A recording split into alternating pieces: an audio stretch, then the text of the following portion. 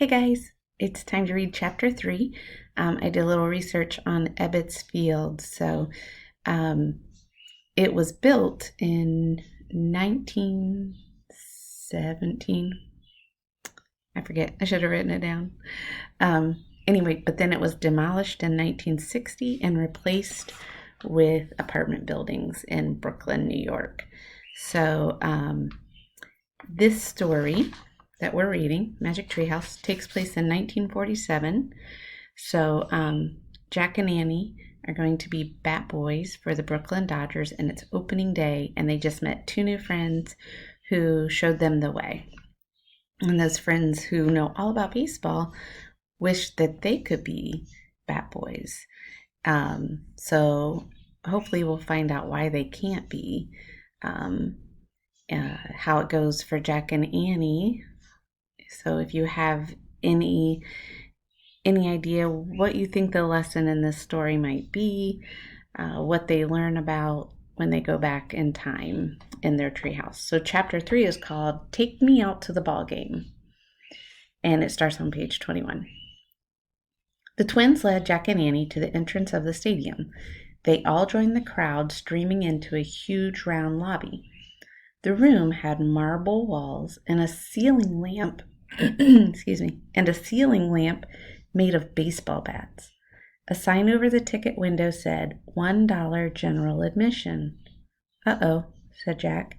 He and Annie reached into the pockets of their uniforms. We don't have money, said Annie.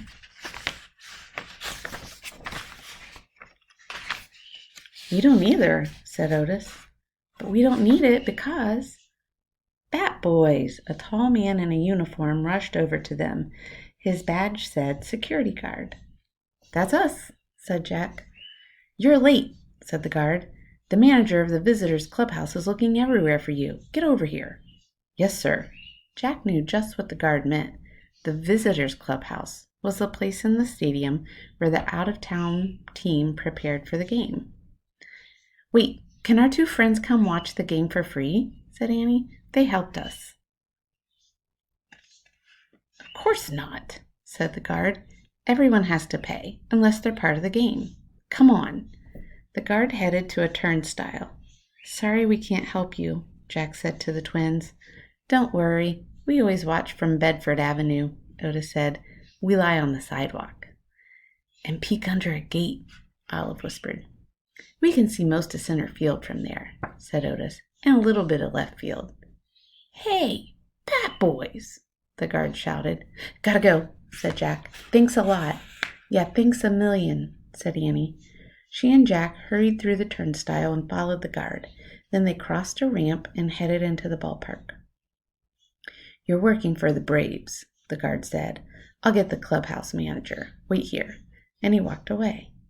Oh, man, Jack breathed as he and Annie looked around.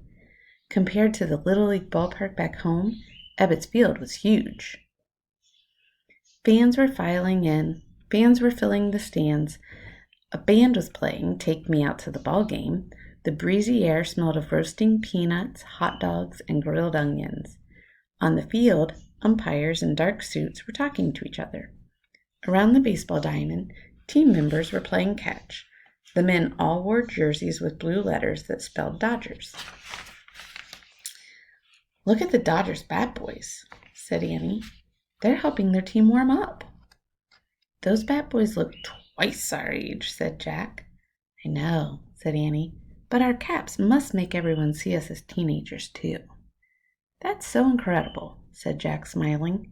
He loved looking older. He loved working for a big league game. He loved the sights, sounds, and smells of Ebbets Field. The fans are really dressed up, said Annie. In the stands, the men and boys wore suits and hats. The women and girls wore dresses, jackets, and white gloves. It was really different from Frog Creek. At the ballpark at home, grown-ups and kids wore jeans, shorts, and sweatpants. Jack noticed something else that was different from Frog Creek. Here, half the stands were filling up with mostly white people. The other half were filling up with mostly black people. At home, people of all colors sat together. Annie pointed to a black Dodgers player signing autographs on baseballs. Who's he? She said.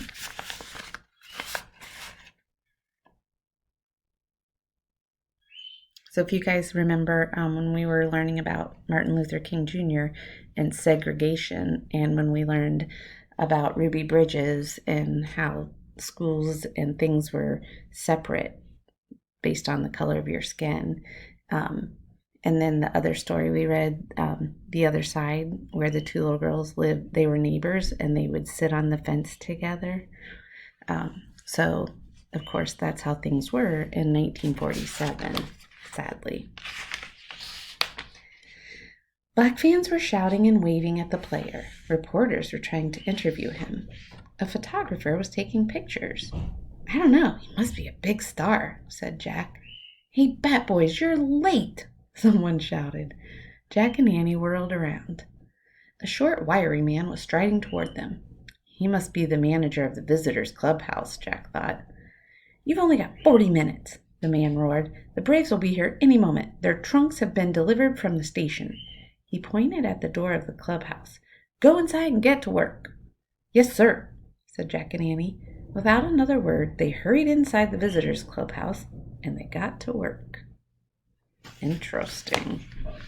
I wonder if they're going to know how to do this job of Bat Boy and Bat Girl, or Bat Boys. And I wonder...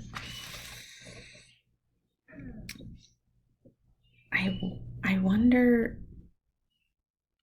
how they're going to take it when they find out. I'm assuming they already know about segregation in the past, but maybe not. Anyway, I'll see you when we read chapter 4.